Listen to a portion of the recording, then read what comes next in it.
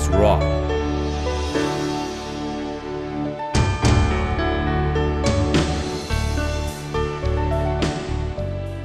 Hi everybody!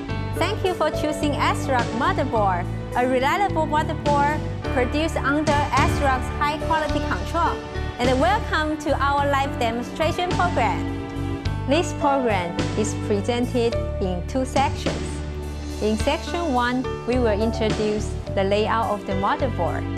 In Section 2, we will show you the installation step by step.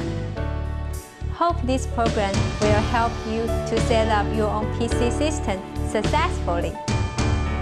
Before you start, please have your quick installation guide and the user's manual for reference.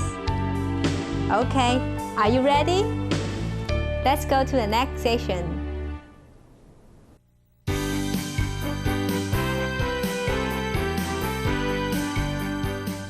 Welcome to Section 1. Let's take a look at the form factor of motherboard first. There are two popular dimensions of motherboard, ATX and the micro ATX. As you can see, the ATX motherboard is larger in size and could accommodate more expansion devices than the micro ATX. Let's go over the major components of the motherboard. There are two major CPU vendors, Intel and AMD. Socket 478 is used for Intel series CPU. Socket 462 is used for AMD K7 series CPU. As for the memory modules, there are two types of memory modules, DDR DIMM and SDRAM DIMM. The DDR DIMM has 184 pins, and the SDRAM DIMM has 168 pins. They can be easily distinguished because of the foolproof design. There are three types of expansion slots on this motherboard: AGP slot, PCI slots, AMR slots. By the way, the ASRock AGP slot has a special locking mechanism which can securely fasten the graphics card inserted. Next, let's take a look at the connectors. The connectors are used to connect devices and the motherboards. There are different devices to different connectors. Please refer to the user's manual for more details. Here, I would like to introduce the most important connectors. Floppy connector, two sets of IDE connectors. This is primary IDE connector. This is secondary IDE connector. And this is 20 pins ATX power connector. I/O panel ports to attach devices to motherboard. Let's take a look at the ports. And the mouse port, PS2 keyboard, parallel port, serial port, LAN port, USB ports. This is game port. Those are audio jack. At the last, we are going to introduce you the jumpers. This is what the jumpers look like. Sometimes you need to adjust the jumper setting in order to fit your special needs. Before you adjust the jumper setting, please refer to the user manual. Hope my brief introduction will help you understand more about the motherboard. Okay, let's go to the installation section. After the introduction of motherboard, we are going to show you step-by-step installation for a PC system. In this live demo, we use micro ATX motherboard and some common options as our demo sample. Don't forget to have your quick installation guide and the user manual ready for reference.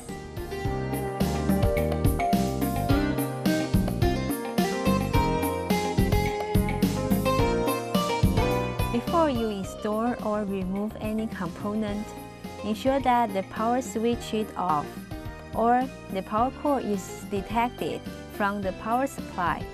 Failure to do so may cause severe damage to the motherboard or components.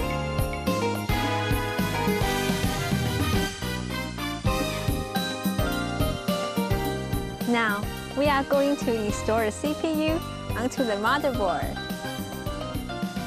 Before you install the CPU, please remember to prepare some thermal grease. Thermal grease can improve heat transfer, and it's spread between the CPU and heatsink. If there is no thermal grease used, the CPU may be damaged due to overheat. Step 1.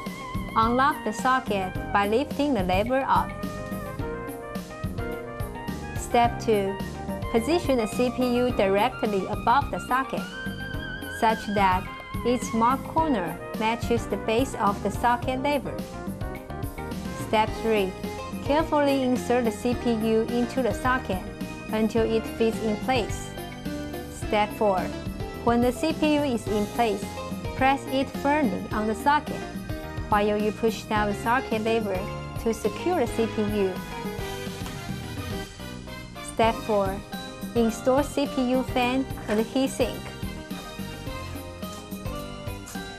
For proper installation, please refer to the instruction manuals of CPU fan and the heatsink vendors. Next, we are going to install a memory module onto a motherboard. Step 1. Unlock a DDR DIMM slot by pressing the retaining clip outward. Step 2. Align a DIMM on the slot, such that the notch on the DIMM matches the break on the slot. Step 3. Firmly insert the DIMM into the slot until the retaining clip snaps back in place. Then, we can place the motherboard onto the chassis. You can see there are several holes on the motherboard, and each hole has its coordinate screw holes on the chassis. To secure the motherboard to the chassis, first, we have to match each hole on the motherboard with its coordinated screw hole on the chassis, and then place screws into the holes and tighten them. Now, we are going to show you how to install an add-on card into an expansion slot. Before installing the expansion card, please do read the documentation of the expansion card and make necessary hardware setting for the card. Now, we will demonstrate you the AGP add-on card installation. Step 1. Remove the bracket facing the slot that you intend to use. Step 2. Align the card connector with the slot, and press firmly until the card is completely seated on the slot, and lock on the locking mechanism. Step 3. Fasten the card to the chassis with screws. Next, I will show you the basic process of jumper adjustment. The jumper setting is easy, but need to refer to the jumper setting description in your user manual. Now, I will show you the basic process of jumper adjustment. You could see the jumper, which has 3 pins. And this is jumper cap, which is used to connect the signal between 2 pins. The jumper pin without jumper cap connected is called open. The jumper pin with jumper cap connected is called short. As to the detailed jumper setup information, please refer to your quick installation guide and user manual. In this section, we are going to show you how to connect the hard disk, floppy disk, CD-ROM, and the power supply through the connectors to the motherboard. As to the other devices, please refer to the user manual or quick installation guide. Before the installation, let's take a look at these cables. There are 3 cables on the table: the floppy disk cable, the 80-pin IDE cable, and the 40-pin IDE cable. These ends of the cables should connect to the motherboard, and this end should connect to the devices. Now, we are attaching the floppy disk. Connect this end to the floppy drive and the other end to the floppy connector. We are attaching the IDE hard disk. We use the 80-pin IDE cable. Connect this end to the hard disk.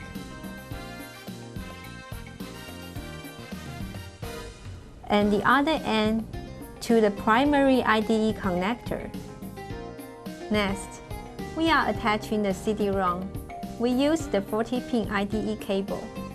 Connect this end to the CD-ROM and the other end to the secondary IDE connector. To optimize compatibility and performance, we suggest you connect your hard disk drive to the primary IDE connector and the CD-ROM to the secondary IDE connector, just like what we have been demonstrated.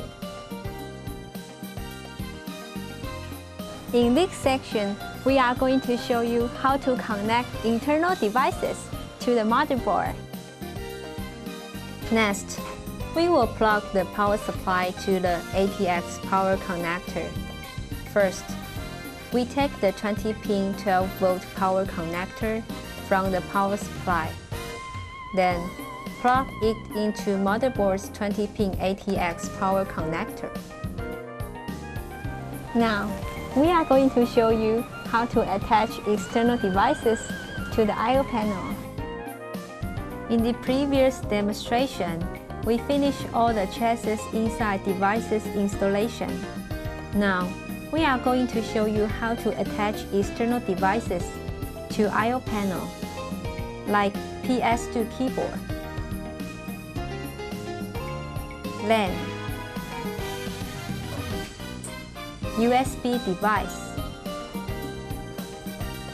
and audio out to the PC system through I/O panel.